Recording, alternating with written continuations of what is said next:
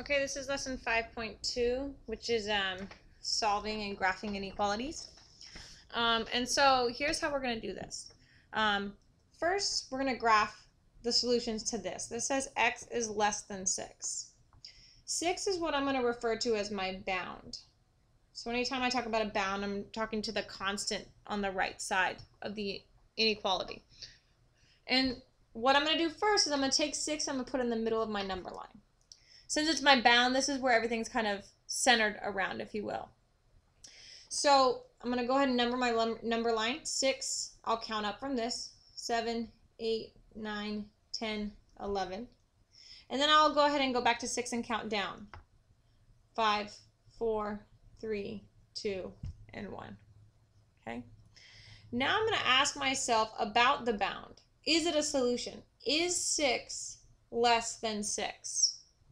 Well, 6 is not less than 6, so this is not a solution. And if you remember from yesterday, when things are not a solution, we put an open circle. Now, this is our bound. It bounds the greater numbers than 6 and the less numbers than 6. So anything over here, these are all greater numbers than 6, right? 9 is a greater number than 6. 10 is a greater number than 6. All of these are numbers that are less than 6. Oops. And so I'm going to go back, now that I have everything labeled, reread my inequality. X is less than 6. All the numbers that are less than 6 are on the left side. So all of these numbers are less than 6. 1 is less than 6. 2 is less than 6. 3 is less than 6. 4 is less than 6. And same with numbers that we can't see, like negative 10 is less than 6. So these are all the solutions. These are the non-solutions. To contrast that here, this says x is greater than 6. Again, the first thing, number our number line, put down our bound first, then count up, then go back and count down. 5, 4, 3, 2, and 1. I will now test my bound. Is 6 greater than 6? That is not a true statement. And so at 6, I'm going to put an open circle because it's not a solution. These numbers are greater than 6. These numbers are less than 6. X is greater than 6. These are the greater numbers, so these are the solutions. 9 is greater than 6. 10 is greater than 6. 11 is greater than 6. Moving on to the next two. Again, this is still my bound. So put down my bound, count up, count down. 5, 4, 3, 2, and 1. Test my bound. Is 6 less than or equal to 6? This is a true statement. Therefore, 6 is actually a solution. So we fill it in. These numbers are still greater than 6. These numbers are still less than 6. I'm going to reread my inequality. X is less than or equal to 6. It's talking about the numbers that are less than 6, which is all of these. 2 is less than or equal to 6. 3 is less than or equal to 6. Next one, x is greater than or equal to 6. Plot my bound first. Count up. Count down. 5, 4, 3, 2, 1. Test my point. 6 greater than or equal to 6. 6 is greater than or equal to 6. So I'll plot the point. These numbers are greater. These numbers are less because they're smaller. X greater than or equal to 6. That's these numbers. Okay? You should have done the Year 2 in problems. Please feel free to check the answer key for those. But let's go down to the rules of solving inequalities.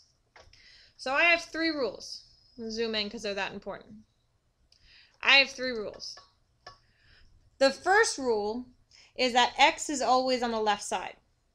Okay? So currently, there's a left side and a right side, and x is on the right side. Since it has to be the left, I'll go ahead and put it on the left. However, I can't just switch it and keep the sign. This inequality is always opening towards the bigger number. So this is saying x is bigger. So x needs to stay larger. So it needs to continue to open towards it. Still equal to.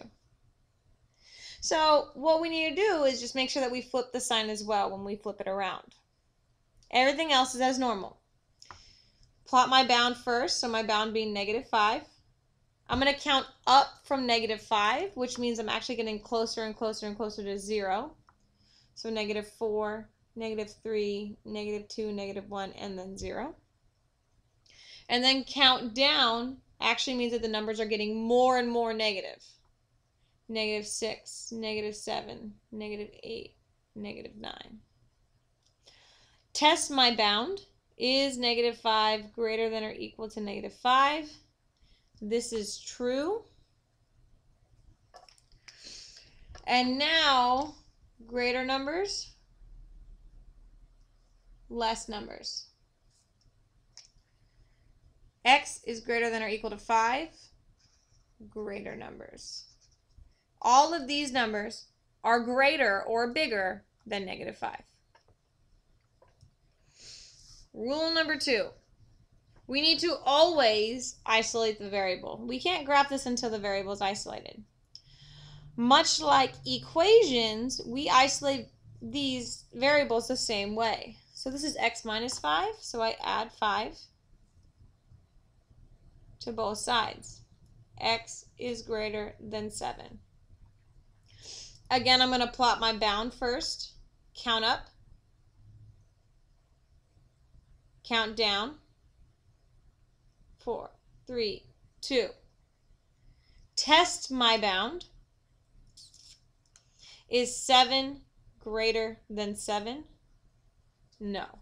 So I'm going to put an open circle because it's not greater than it. However, all of these numbers are greater and all of these numbers are less. Greater. So we go that direction. My last rule is that you must combine like terms and you have to keep x positive. So what do I mean by that? Most people might start to think that I want to move this to the left side so that my x is on the left side. And what you see is that I have 2x minus 5x, which is a -3x. Is this positive? No. Let's try that again. So instead of moving the 5x to the left, I'm actually going to move the 2x to the right.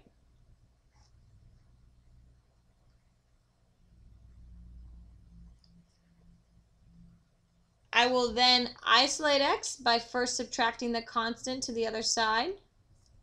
-9 is less than or equal to 3x. I have run out of room, so I'm going to go ahead and rewrite it here.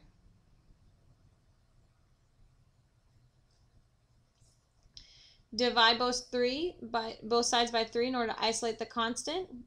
-3 less than or equal to x. Can I graph this as of right now? No, because of rule number 1, I need to switch it around. 3 is the bigger number, or sorry, x is the bigger number. It'll stay bigger. And I'm actually going to graph x is greater than or equal to -3. Graph my bound first, count up, which is getting more closer to 0. Count down, which is getting more and more negative.